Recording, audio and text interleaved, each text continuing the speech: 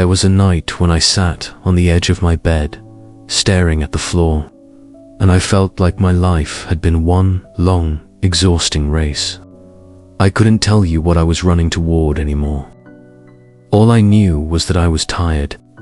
Tired of chasing, tired of comparing, tired of feeling like I was always one step behind everyone else.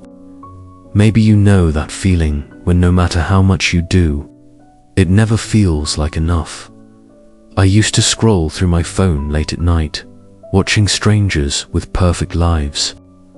Their smiles looked brighter, their homes looked bigger, their happiness looked certain, and every picture, every video whispered the same message to me: you're failing, you're not good enough, you don't have enough.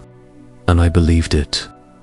I believed it so deeply that it began to shape the way I saw myself.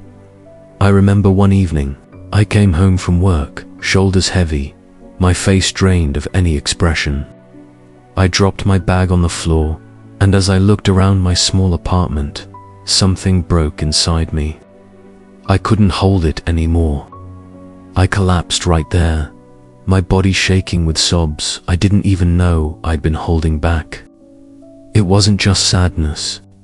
It was the crushing weight of years of telling myself that I had to keep pushing, keep grinding, keep chasing something that always seemed to slip further away.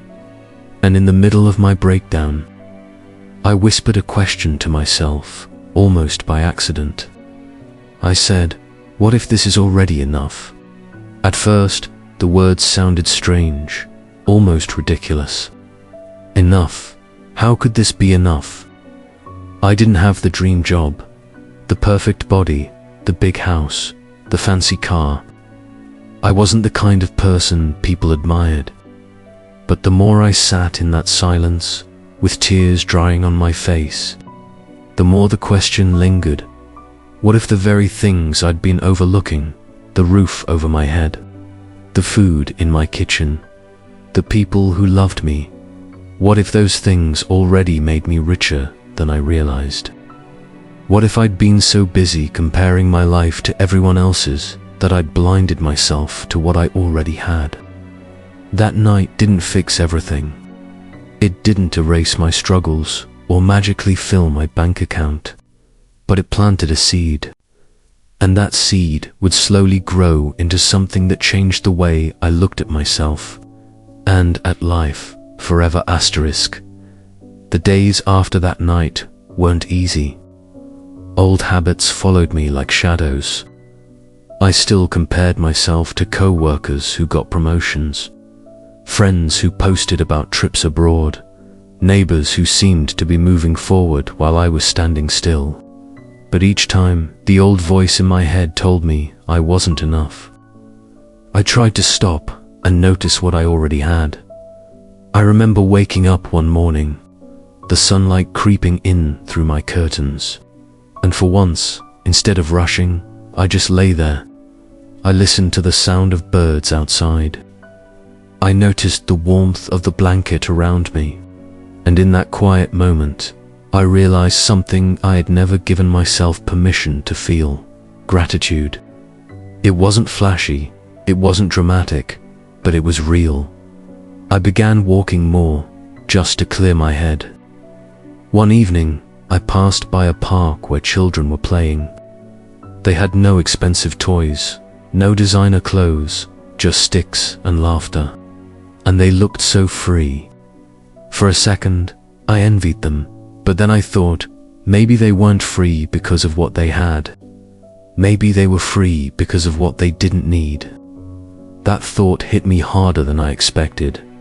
Still, the battle wasn't over. Some nights, I'd lie awake, my mind running wild with all the things I hadn't achieved yet. The pressure to keep up in this world is relentless, isn't it? But slowly, I started to find peace in the small things. Cooking a meal and really tasting it.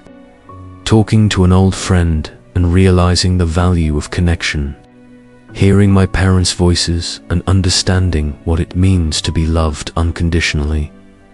It wasn't that my life suddenly became perfect. It was that I stopped waiting for perfection to allow myself to feel alive. I stopped treating happiness like some future event that I had to earn. One day at work, someone asked me why I seemed calmer lately.